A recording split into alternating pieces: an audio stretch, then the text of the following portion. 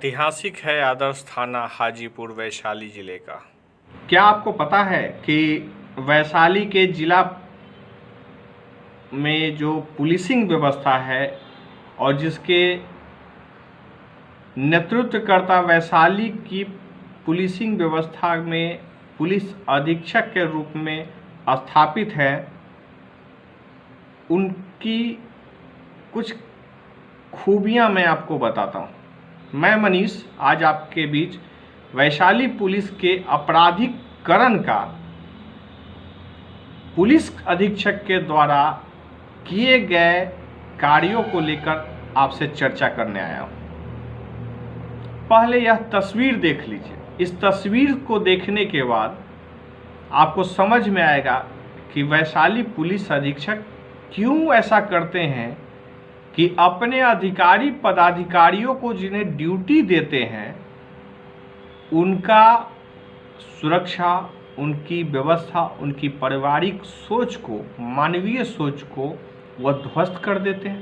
पहले देख लीजिए। यह राजेंद्र चौक का दृश्य है। सिनेमा रोड के सामने यह खड़ी पुलिस आप देख सकते हैं कि बिना सुरक्षा व्यवस्था के है। आपने यह वीडियो देखा, यह राजेंद्र चौक का है। आज सुबह 8 बजे के करीब ये सभी पदाधिकारी, पुलिस पदाधिकारी है, लंबे चौड़े, और सबके गाड़ियों को आप देखें तो आप ध्यान से देखेंगे कि इसमें से किसी के पास हेलमेट नहीं है। गाड़ियों का कागज़ का छोड़ ही दीजिए, क्योंकि पुलिस की खाकी वर्दी अगर लग जाती है तो गाड़ियों में पेपर की आवश्यकता नहीं है। गाड़ी चोरी की भी होगी तब भी वो चढ़ेंगे तो वो लीगल ही कहलाएगा। यही है पुलिस की व्यवस्था, यह है लोकतंत्र की व्यवस्था, यह है वैशाली में व्यवस्था, और यही है भारत का संविधान जो यह अधिकार देता है कि खाकी वर्दी पहन लिए तो आप चोरी की गाड़ी पे भी चढ़ेंगे, कोई दिक्कत नहीं। उस गाड़ी की प्रामाणिकता क्या है उससे कोई मतलब नहीं। लेकिन मैं मानवता की बात करने आया हूँ। ये जो खड़े पुलिस वाले हैं जो इस बात के लिए खड़े हैं कि कहीं कोई घटना न हो, दुर्घटना न हो, सुरक्षा की बात हो, लेकिन क्या यह खुद सुरक्षित है? क्या वैशाली के पुलिस अधीक्षक यह बताएंगे कि इनके साथ अगर कुछ होता है तो क्या 10-20 लाख रुपए उनके बेटे को, उनकी माँ को, उनकी पत्नी को दे दिया जाएगा तो उनका जीवन सफल हो जाएगा? क्या इनके अंदर इमोशन नहीं है? ये किसी के माँ बाप और भाई बहन नहीं है? ये किसी के चाचा और भतीजा नहीं है? क्या इनकी सुरक्षा के लिए कौन सी व्यवस्था वैशाली पुलिस अधीक्षक ने किया है? बिना हेलमेट के क्यों गाड़ियों पे इन्हें दौड़ा रहे हैं? और यह लोग हमारी सुरक्षा करेंगे जो खुद अपनी सुरक्षा नहीं कर सकते हैं।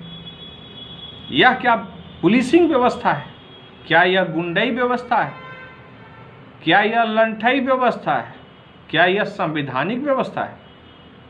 क्या यह भारत का संविधान अधिकार देता है कि खाकी वर्दी में, पुलिस के वर्दी में रहने वाले लोग किसी भी तरीके से अवैध कारोबार, अवैध धंधे और अवैध काम करें, कोई दिक्कत नहीं।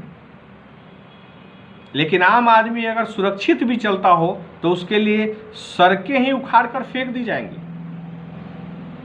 क्या वैशाली के जिलाधिकारी को यह समझ नहीं आता है कि जगह जगह सीसीटीवी कैमरा उन्होंने लगवा के रखा हुआ है? और क्या कभी मॉनिटर किया है कि वैशाली की पुलिस और पुलिस अधीक्षक क्या करते हैं? वो खुद सुरक्षित हैं जो मेरी सुरक्षा करेंगे?